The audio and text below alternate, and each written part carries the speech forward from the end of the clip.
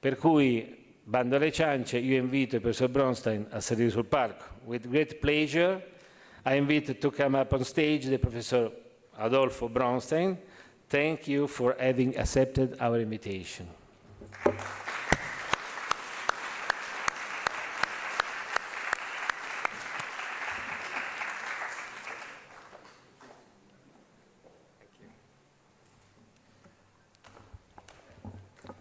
Buongiorno.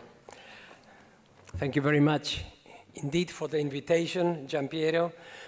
And it is true that the connection here in this case is via Enrico Petorossi, who is a personal friend and a collaborator over many years. But in the audience there are many friends like Eugenio Miri, Daniele Nuti. There are many people here that I've known over many years, and it's a pleasure to be here. It's one of the few areas or regions in Italy that I've never been to. So this is particularly exciting for me, actually. So the one thing I'm not so clear is that today I'm going to be an enthusiastic teacher, because I came with a lecture today which is highly experimental. So the clinical teaching component is not going to be very visible today. I'm going to be mostly concentrating on our research work, precisely on the topic of, is there a pointer? Here? Here? Ah, yeah, okay. Yeah, okay, it is. Okay. So the issue we are going to be discussing today is vestibular perception in connection with balance and with spatial orientation, because for far too long we've been studying the physiology and the clinical aspects of basically reflex functions. So labyrinthine brainstem functions, which are very visible in experimental animals. For instance, everybody is familiar with the catastrophic effect that a lesion, a peripheral lesion on an animal can have, and that within a week, the animal can return to near normality. And we know that the nystagmus in a patient can also be back to normal within a week. But the question is, how does the patient, or in this case, how does the chick feel? This chick may feel horrible at the moment, and from our point of view, as for the behavioral experimenters, it looks pretty normal, but we don't know how the chick feels. And that's what we see in our patients, that sometimes, or actually often, the patient's reflexes, vestibular spinal reflex, vestibulo-ocular reflexes can be quite normal, and yet the patient is exposed to a variety of very disabling symptoms. So, in order to describe vestibular perception, let me tell you at the outset that there is not one single vestibular percept. There are at least three. Oops. And we can summarize them in the country of Ferrari and Fiat, etc. We can actually do a description based on La Macchina. And so there is a perception of velocity, which you can equate to the speedometer function in your car. How fast does your car go, or how fast does your feeling of rotation is? Velocity. But also, you need to know, and we gain this through the vestibular system, how far we've traveled. You know, these two instruments in the car tell you different things. The same, our brain has to detect how far we are moving, but how fast we are moving. Speed or velocity and position. And finally, there is a perception which is more or less linked to the function of the otolith, which is the sensation of whether we are tilted with respect to the gravity vector or whether we are straight with respect to the gravity vector. So this is like what builders have, like in English we call them spirit level, to see if the building is actually straight or whether there is a degree of inclination. And these three facets of vestibular perception also lead to vestibular symptoms. Sometimes patients may feel that they are tilted, or sometimes patients may feel that they are spinning very fast. So different types of sensations in the normal subject and in the patient. So we are going to take a few examples of clinical science in our laboratory, so using patients to understand not only how to make a better diagnosis and hopefully a better treatment, but trying to understand how the vestibular system works on the basis of experimental approach. So from the point of view of velocity, some years ago, as you can see, in the preceding century, we came up with this paradigm. This is the typical rotational chair experiment where the subject sits in a rotational chair and the chair goes at a constant velocity, and you normally measure the velocity of the nystagmus. This is the velocity of the nystagmus. But of course, when you are seated in a rotating chair, not only your eyes move fast at the velocity which is proportional to the rotation, but you actually feel that you are spinning slower or faster. The same as a patient can tell you, yes, I'm spinning like this, but some patients tell you, oh, I'm spinning like that. So the velocity is something that we are able to detect, the angular velocity of the rotation. Okay, but what we decided to do was simply to fit the chair with a tachometer so that the subject, when he is spinning, he can turn the tachometer faster or slower according to what he feels. So we are just telling them to reproduce what they feel when they are going around in the chair.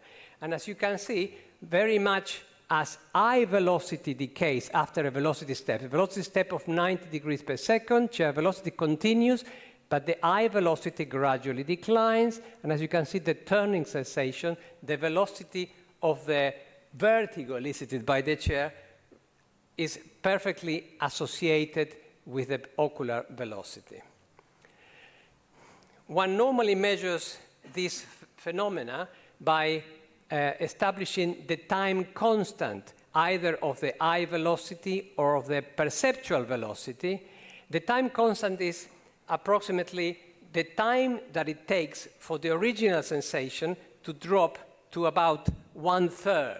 So it's basically very similar to the duration of a response. You know, if you spin round and you stop, you know that for about a minute, you continue to feel spinning and spinning. Okay, you can measure the duration, or you can measure the time constant, which is a term based on engineering concepts. So, which means that now we have a way of measuring eye velocity from the vestibular system, which is a brainstem function, because basically the slow phase eye velocity is generated by the vestibular nuclei in the brainstem. But with this technique that I just showed you, we can also measure the perceptual velocity, which, if it is something that you feel, is something that has to be ultimately processed by your cortex. So we can compare eye velocity as a brainstem function with perceptual velocity as a cortical function. I'm sorry, if you invited a neurologist to give this talk, you're going to have to bear with this. The question is, can we then study cortical vestibular compensation? You will remember that picture of the chick who was quite normal by a week. What we're now trying to know is how the chick or the patient feels after an acute vestibular problem. And this is what happens. These are grand averages of patients with vestibular neuritis when examined just a couple of days, definitely within 1 week of having a vestibular neuritis. You know, so it's like a labyrinthitis, a lot of vertigo, a lot of nystagmus, vomiting, unsteadiness. And this is what happens. On the side of the lesion, this is the side of the lesion, ipsilesional, the slow phase velocity is less than on the other side, on the healthy side, and the time constant of decay is smaller, is shorter. 8 seconds versus 13 seconds. This has been known for a long time. It basically means if I lose my left labyrinth when I turn to my left, my vestibular ocular reflex is less efficient than the one from the right. Nothing new about this. This has been known for about 100 years. But what we were very interested to see is if we measure the perception with that wheel technique that I was describing to you before, we notice a very different pattern. First of all, we find no major differences between the time constants of perception of the healthy side or of the abnormal side. Both sides are fairly symmetrical, and the time constants are a lot shorter for perception than for vestibular ocular function, which means that at a cortical level, things are getting better faster than at the brainstem level. The brainstem remains abnormal and asymmetric, whereas at the cortical level, things begin to get more symmetrical after an acute vertigo episode. So as a summary of this first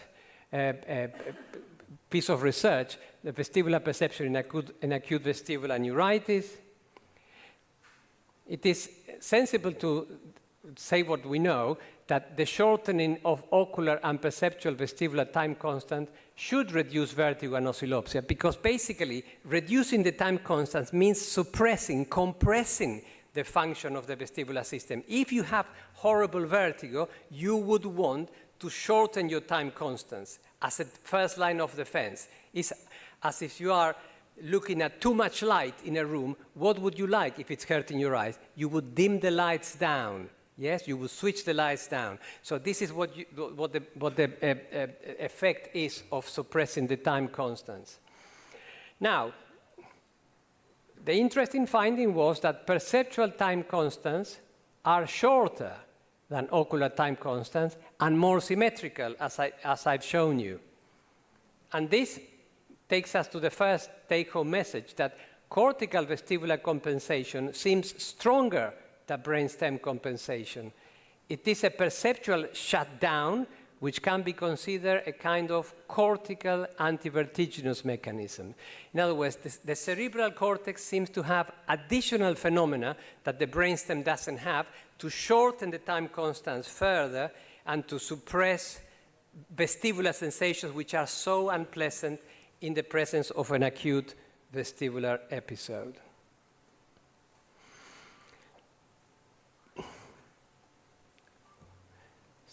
So just to show that with that technique, we investigated patients with cerebellar disorders and found that the time constants are also short. And so the cerebellum is also involved in processing not only vestibulo-ocular, but also vestibular perceptual velocity. And in fact, this is a patient we had a few years ago with a bleed in there. This is the nodulus. You know, the vestibulocerebellum has two bits, the flocculonodular. Okay. The nodulus is the central component, the midline component. A patient with a lesion there only had profound vertigo, which was very positional vertigo, but did not have significantly abnormal eye movements. So in a way, this is a clinical confirmation that the cerebellum is actually also a perceptual link traveling to the cortex of the vestibular sensation. We know that cerebellum is critical for processing vestibulo-ocular function, nystagmus and that sort of things. But we now know that it's also very important for processing a vestibular sensation. Okay, I'm going to leave that speedometer function and I'm going to move on to the odometer function. Distance traveled, angle traveled, how far have I moved? Have I moved just a few degrees, or have I moved 90 degrees, or have I moved 180 degrees? You can tell with your eyes closed what you've done, and you can do that because the vestibular system can integrate the angular velocity signals from your labyrinth. So, again, in instrumental terms, would be the device that allows a pilot to know if the plane is drifting in the horizontal plane to one side or the other. And this experiment, using this paradigm that we call the self-rotation experiment, originally described by my colleague Michael Gresti in London, is more or less what I was trying to illustrate graphically. So you get somebody to sit on a rotating chair in the dark and with sort of a headphone so he doesn't hear, gets no auditory cues, and we give them a rotational stimulus, say 90 degrees to the right. Okay? And what the subject has to do, has to use the joystick to go back to the original position. So the stimulus is this, and then the subject brings himself back to the same positions. It means the labyrinth has to be working, the brain has to be working because it has to conclude, oh, I have moved 90 degrees to the right, now I want to move 90 degrees to the left. Okay? And what we did is we actually wanted to know what parts of the brain participate in this process of detecting the angular velocity and actually producing the interpretation. How much have I moved? How much have I traveled? So we did that applying TMS. It's a standard neurophysiological technique called transcranial magnetic stimulation. You actually give a high voltage to the cerebral cortex, which produces activation of that area. If you give it in the motor area, you get a jerk of the hand. If you give it to the occipital area, you get phosphins, you get flashes of light. So you can activate the cortex in an intact human being. And to cut a long story short, if you stimulate the right posterior parietal cortex, you actually disrupt this process of navigation. I don't want to give you too many details, but if you actually stimulate the posterior parietal cortex, you disrupt this process of integration, and you don't know exactly how far you have moved. These are some of the details. So when you give parietal cortex TMS in one direction, you reduce the accuracy of the response. Whereas if you give, you always need in any experiment or in any treatment a control condition or a control subject. The control condition for our experiments was to give the same electric shock, so to speak, in the motor cortex, which we know has nothing to do with vestibular navigation. So, the summary of this bit is that the posterior parietal cortex encodes contralaterally directed angular displacement. So if you're turning to the right and you give left parietal stimulation, you actually disrupt that process of navigation that Professor Neri was describing earlier on.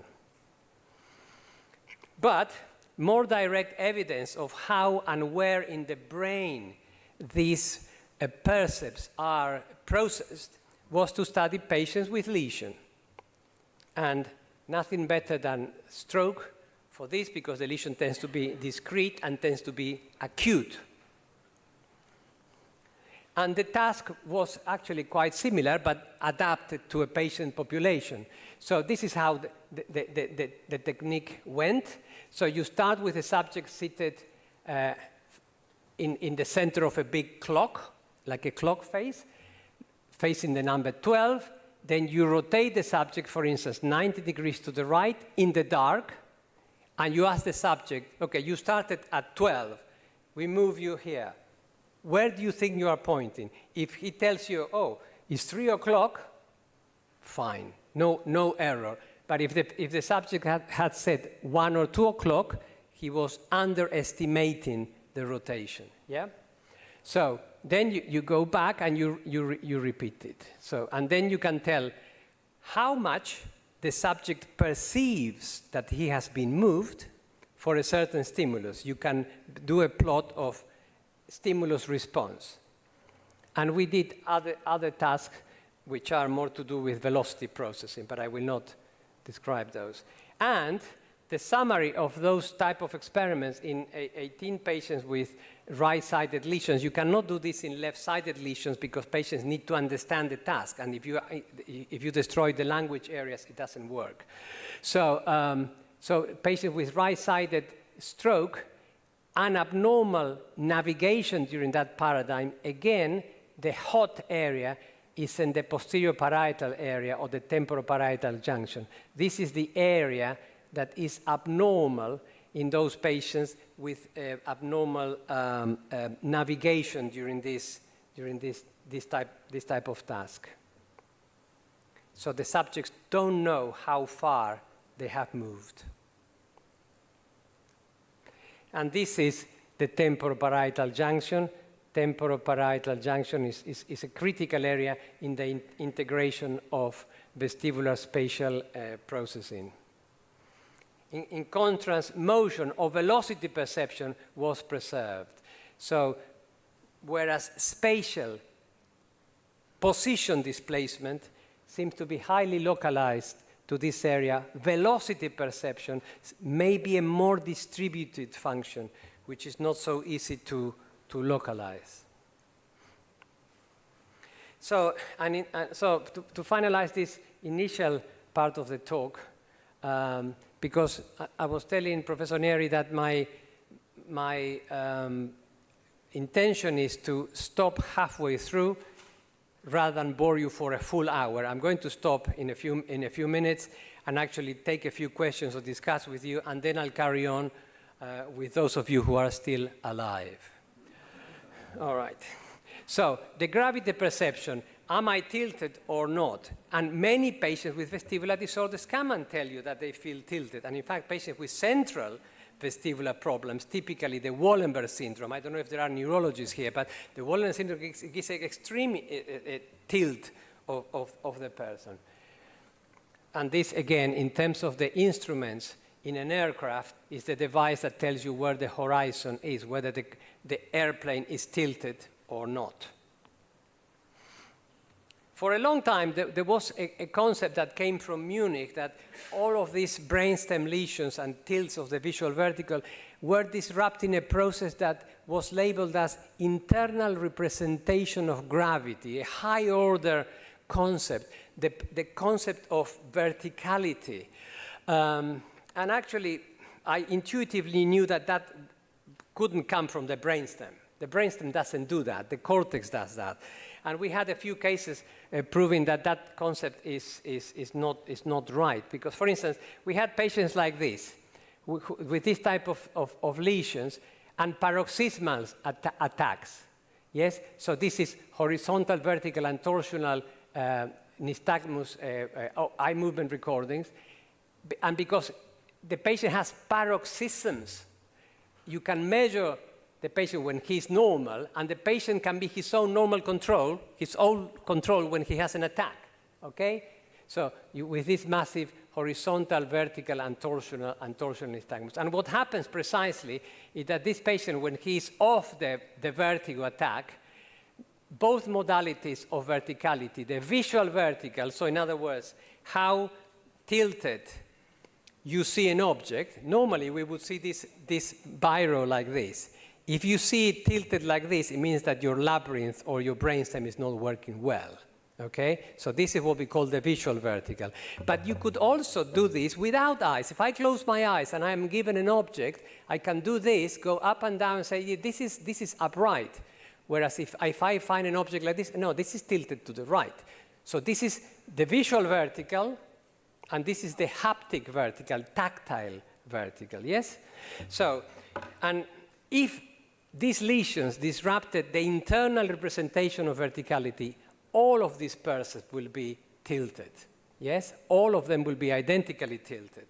And in fact, that's not what happens, because in these patients, you can see visual vertical and haptic vertical are fine when there is no vertigo, when there is no nystagmus. But when the patient has a vertigo attack, the haptic vertical remains within normal limits, whereas the visual vertical gets very tilted. So this subject was okay like this, but when looking at the line was tilted like this. And why was the line tilted? not because of an internal representation of verticality, but because he had a torsional nystagmus. So the eye was moving like this.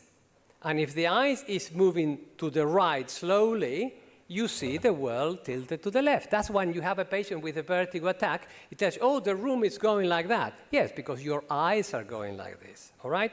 So this means that in this type of lesions, low-level lesions, in low-level lesions, such as the brainstem, the various verticality percepts can be dissociated, like in this case, haptic vertical and visual vertical. Therefore, verticality problems in brainstem lesions are due to reflex abnormalities, such as ocular torsion, and not to a biased internal representation of gravity.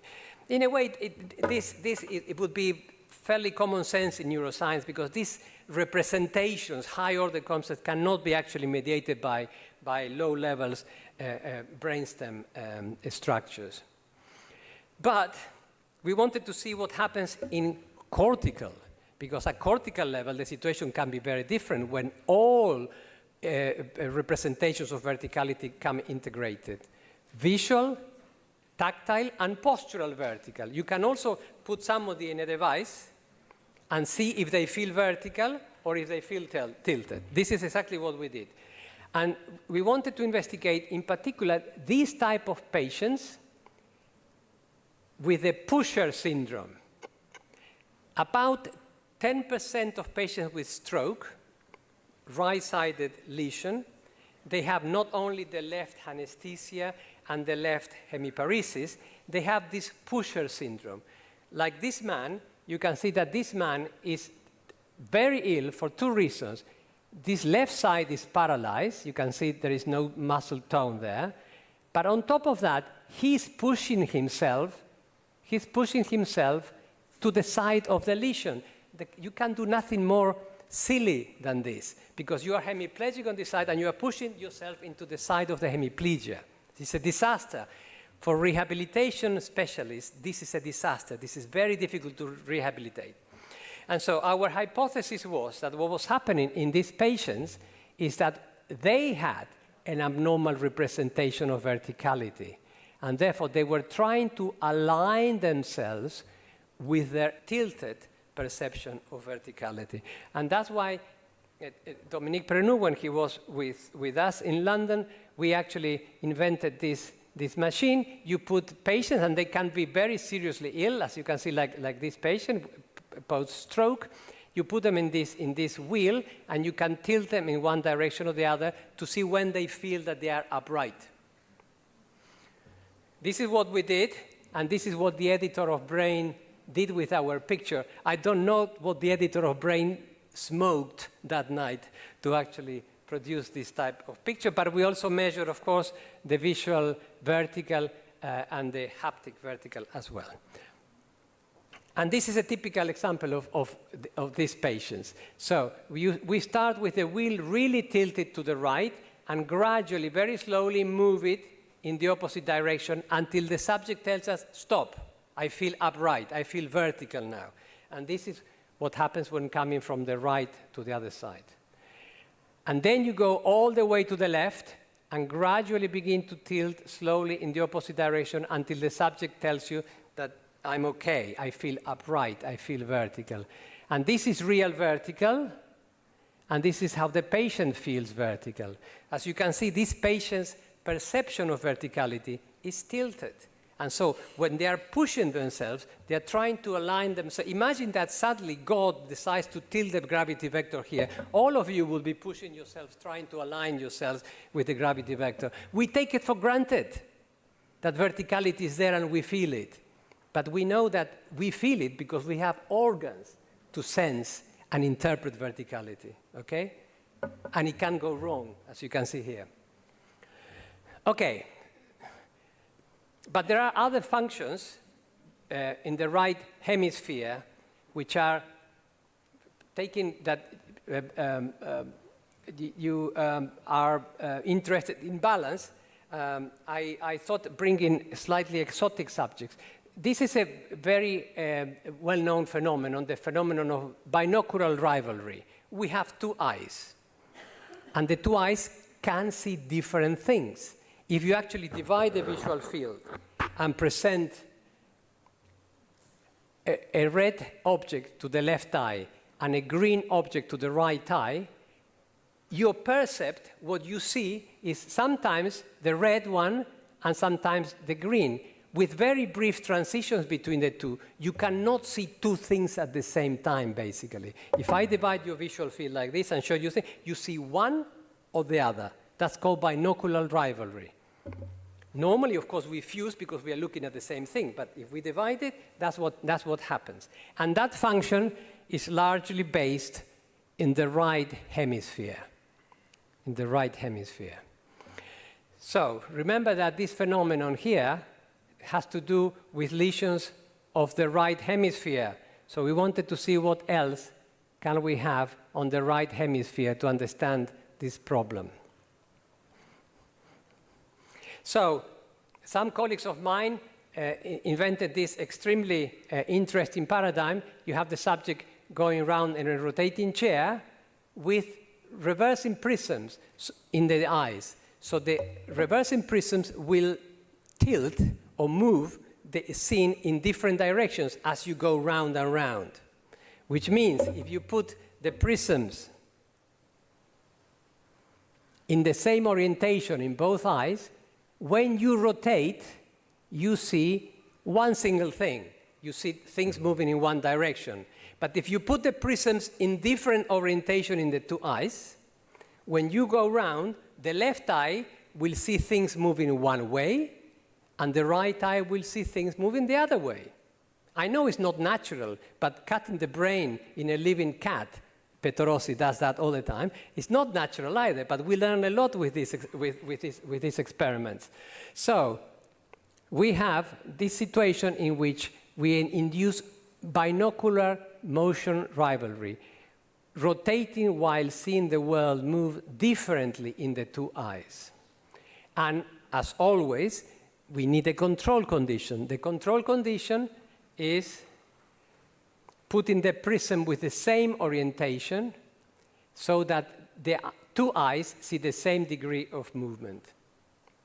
And again, to cut a long story short, in the condition without binocular rivalry, in right-handed or left-handed people, the slow phase eye velocity is the same in the two conditions when you rotate to the right or to the left in right-handers or left-handers. Whereas when you have this motion rivalry, right-handers process leftward rotations in one way, different from rightward rotation, and left-handers do exactly the opposite. Forget about the technical details. In right-handers, the blue trace is top, and in left-handers, the red trace is top. This means that the processing of the simple vestibular ocular reflex that we all think, oh, it's a tiny, silly reflex with 3 neurons, is different in people who are right-handed or people who are left-handed. And where does cortical dominance come from? It comes from the cortex. It's not a low-level phenomenon. It means that VOR, vestibulo-ocular reflex asymmetry, induced by motion binocular rivalry, depends on handedness, whether you are right-handed or left-handed.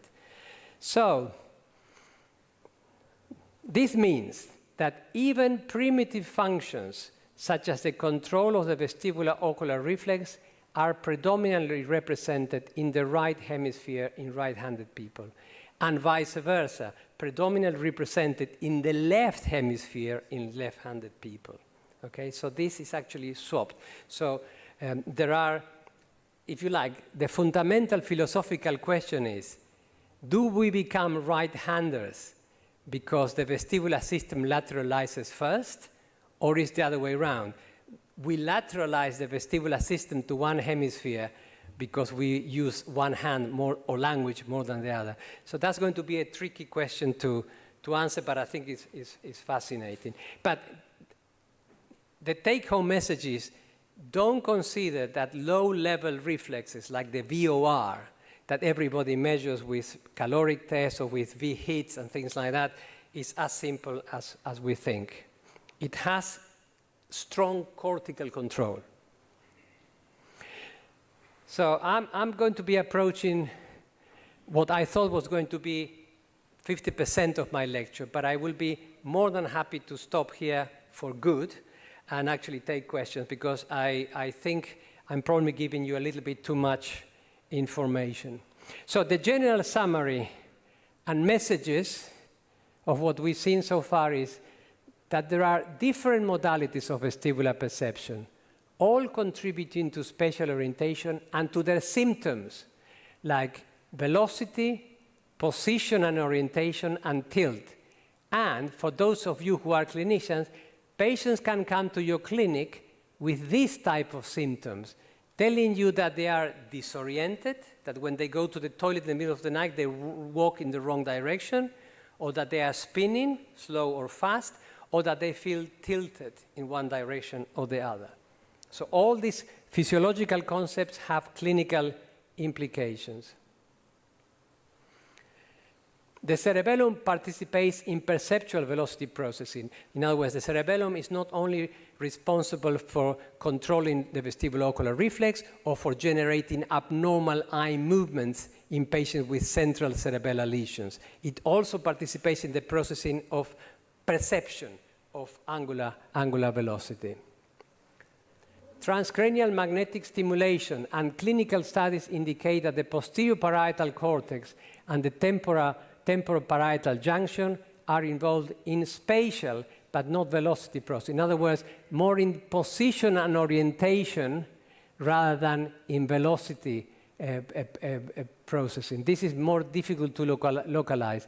Position and orientation are pretty much localized to the posterior parietal cortex and the temporoparietal junction, particularly on the right hemisphere in right-handed people.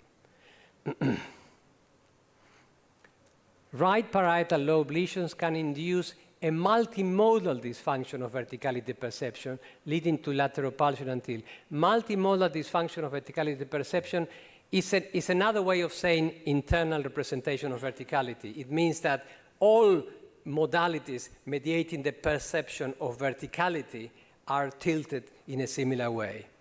Low-level lesions in the brainstem or in the labyrinth, they tend to produce mostly effects by affecting the vestibulo-ocular reflex. Your eye tilts, and if your eye tilts, the line tilts in the opposite direction. And I'm sorry to say, that's not just mediated by the otolith. That's also a vertical semicircular canal function. It's not just the otolith, the vertical semicircular canals as well. Next time you have a patient with BPPV, when you do the whole pike maneuver, they will tell you that the world is tilted. The world is tilted because the eye is tilting in the opposite direction. And that's not the otolith, that's the semicircular canals. Both low and high levels of vestibular function are more prominently represented in the non-dominant hemisphere. For instance, the vestibulo-ocular reflex and perception are more represented in the right hemisphere in most people and in the left hemisphere in left-handed people. And finally, that concept that I introduced at the very beginning, that in acute vestibular lesions, like in acute vestibular neuritis, cortical suppression of vestibular sensation may represent the first line of defense against vertigo. Remember those experiments that I showed at the beginning, where asymmetry is larger in the vestibular ocular system than in the vestibular perceptual system. So there are two separate systems, at least two, one mediating the control of the eye movements, which is what the one clinicians look. We look at the eye, we look for nystagmus, but the other system has additional ways of coping with the acute vestibular lesion, and they seem to be more effective than low-level brainstem lesions. So I'm going to stop here, and I think I'm more than happy to discuss this and leave it as it is. Thank you very much indeed.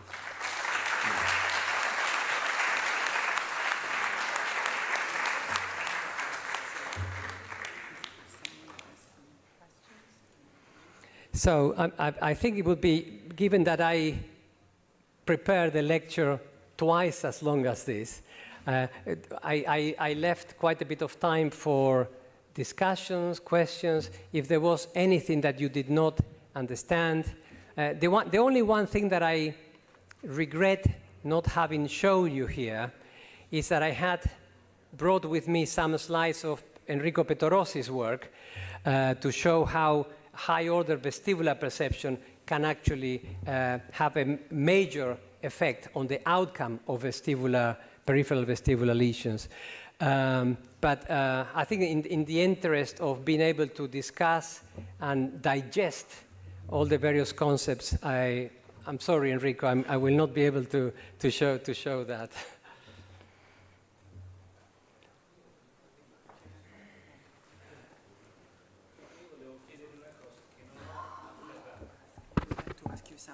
There's a microphone.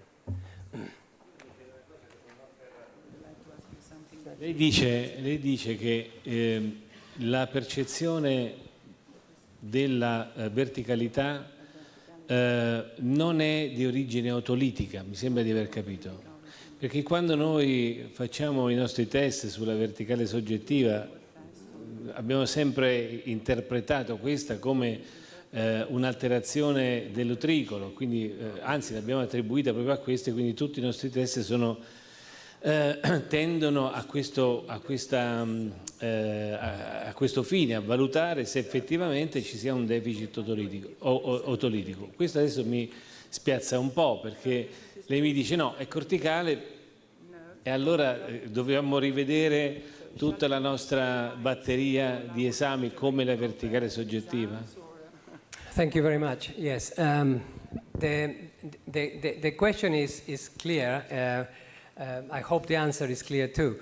The question was, we all assume that perception of tilt or the detection of the gravitational vector is otolithic.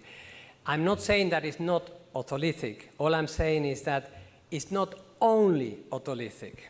For instance, if you actually put patients with no vestibular function in a tilt device, like the ones I showed, and you move them slowly to one side and the other, and you ask them, when do you feel vertical? An otologist would predict that somebody with no vestibular function will be all over the place. Yes, that they will have no idea, no concept of verticality. I promise you, these subjects are very normal. And you know that because when you have patients with gentamicin intoxication, for instance, they come to your consulting room. Are they tilted like this? Or like, no, they just come like this and say hello. So in this particular experiment, with subjects with no vestibular function whatsoever, it's easy to understand that all the unity of the contact cues, proprioceptive function, is more than enough to give a good indication of verticality. Critical experiments have been done in people with no vestibular function underwater, in weightlessness. In that situation, people with no vestibular function underwater with scuba diving equipment have no idea of what up and down is. No idea whatsoever. That's why, as clinicians, excuse me, one of the pieces of advice we give to somebody who lost vestibular function bilaterally is don't dive into a swimming pool, don't go scuba diving, because underwater, contact information, proprioceptive information doesn't work. And so then, but coming back to the original question is, the first line of defense versus otolithic deficits is somatosensory information, contact and proprioception. The second part of the answer is that otolith definitely mediate the perception of verticality, but it's not the only structure. It's not the only structure. Proprioception, very good, very useful, but also the vertical semicircular canals. I published in the J on Neurophysiology these experiments. You put patients on a rotating chair, and you rotate them with the head back or forth like this. So when you're rotating like this, you're stimulating the vertical semicircular canals. And in that situation, when you do the stopping response, the line goes like this. So in other words, the vertical semicircular canals, by producing slow phases in the torsional plane, will produce tilt. And therefore, it is clear experimentally that the tilt of the visual vertical is not a selective indicator of otolith dysfunction. It could be otolith, but it could equally be PPPV. I think that Raff, Gell, and England, they published many years ago a very simple clinical experiment.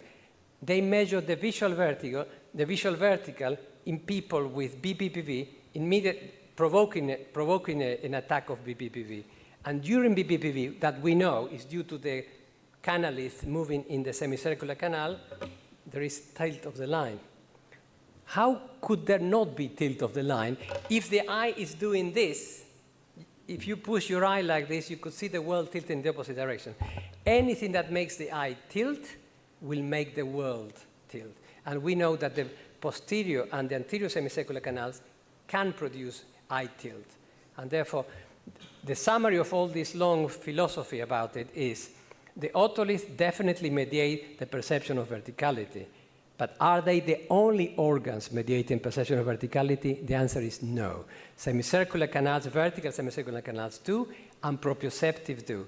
And some of you will know that there is a good line of argument saying that visceral input as well. You know when you go in a lift and the lift goes up and down, where do you feel it? In your otolith or in your gut? You feel it here. Okay, there is evidence that visceral receptors also contribute to the perception of verticality. The otolith, yes, but there are 3 more. Okay. So, I think are you going on? Okay. Enrico. Se no non si sa.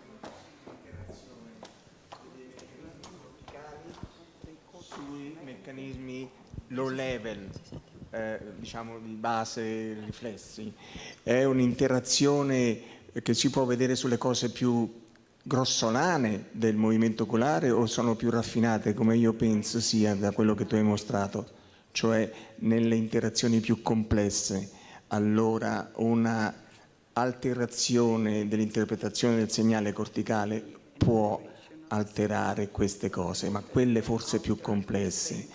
Oppure pensi che possa anche modulare, per esempio, un nistagmo? Well, thank you for the question, Enrico.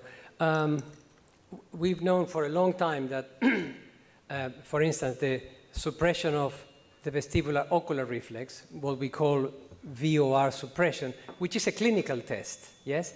Because if I'm rotating like this, I have nystagmus. I hope you can see it. But if I'm rotating while fixating a target like this, I'd suppress my nystagmus. That's, of course, as you very well know, is called VOR suppression. That is mediated by the cerebellum and by the cortex.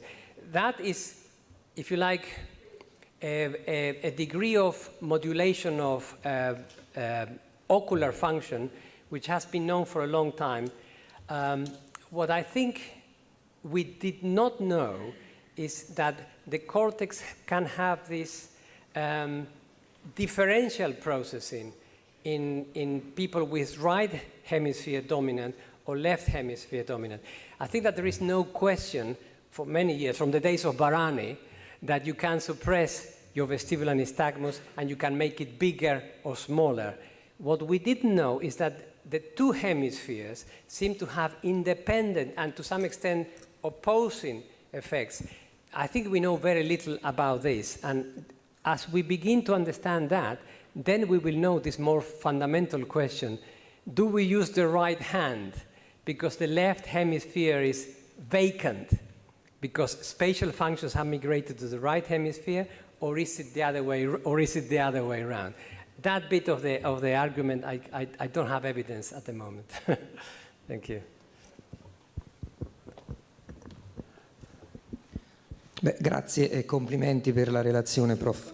Una domanda molto veloce. La costante di tempo corticale nei soggetti sani a quanto ammonta? Quanto è? Can you say the question again, please? Let me just hear it. La costante di tempo corticale nella percezione del movimento, quanti secondi dura? Noi l'abbiamo vista nel paziente, nel soggetto patologico. Nel soggetto normale che valori ha? In normal subjects, it's only a little bit shorter than the vestibular ocular reflex. It's basically the same. The duration, as you know, is of the order of 40 or 45 seconds, the total duration.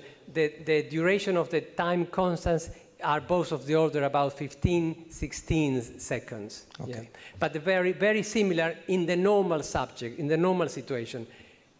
What we have shown is that in disease, you can dissociate these two things, and then you realize that the vestibulocortical processing is different to the vestibular ocular processing. And that's one of the things that comes out in Enrico Petterosi's paradigm. Let me just describe Enrico Petterosi's paradigm. He can explain further. He developed a very clever vestibular stimuli. I never understood why you developed this, but we normally rotate people like this, yes? Symmetrically, to the right and the left, symmetrically, sinusoidally. He decided to rotate subjects in an asymmetric fashion. So quick in one direction and slow in the opposite. Quick in one direction and slow in the opposite. Quick in one direction and slow in the opposite. And when you do this, after one or two of these asymmetric rotations, you don't feel the slow rotation, which means after a while, you are being rotated like this, yes? But what you feel is only this. So you feel that you are rotating in one direction. It's an extremely weird situation because you know that you are rotating to the right and the left, but you only perceive one side. So, but this perceptual phenomenon is just that, only perceptual. It doesn't have any effect on the vestibular ocular reflex. So it's another very good example of this dissociation between the vestibular ocular mechanism and the vestibular perceptual mechanism, which has this additional adaptive capacity. So, is that a fair summary, Enrico? Yeah, maybe you can say it in Italian. Purtroppo per loro mi hanno sentito diverse volte. Penso che ormai sia un po' entrato nella loro conoscenza.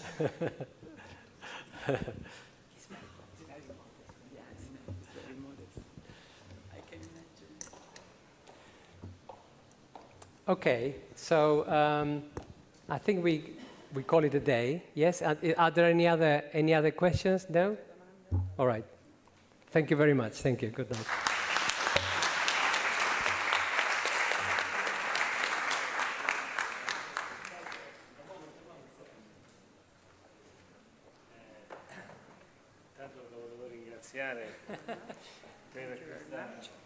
For this splendid and wonderful lecture. E siccome siamo in Abruzzo, And because we are in Abruzzo, lei viene da Londra, quindi l'Abruzzo coming non lo from conosce, London? mi ha detto che insomma era una regione che non conosceva. That's a region that you don't know. Abbiamo pensato di portare un po' di Abruzzo a Londra con questo libro, e per chi si fosse chiesto, dei relatori si fosse chiesto che cos'era questa, What is this? per chi si è chiesto che cos'era questa, è un segnalibro, vedete l'ho messo apposta qui, Questo è un guerriero di Capestrano, che è una scultura italica di 3.000 anni fa, che è qui nel museo di Chieti e che un fabbro ha riprodotto per noi, e quindi gliel'abbiamo messa qui. Grazie di essere venuto da noi. Grazie. Thank you very much indeed.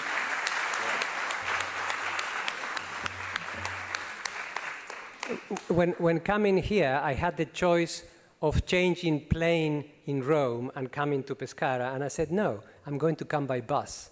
And I don't regret it, because the travel by bus from Fiumicino to Pescara was wonderful, and let me see the region and the Apennini. And so this is one of the areas of Italy I didn't know. Now I know it, and I will continue to know it with this book. Thank you very much indeed. And thank you, Tiziana, for your translation. Thank you. Allora, you can bet. Allora il professore può tornare, voglio dire. No? Va bene.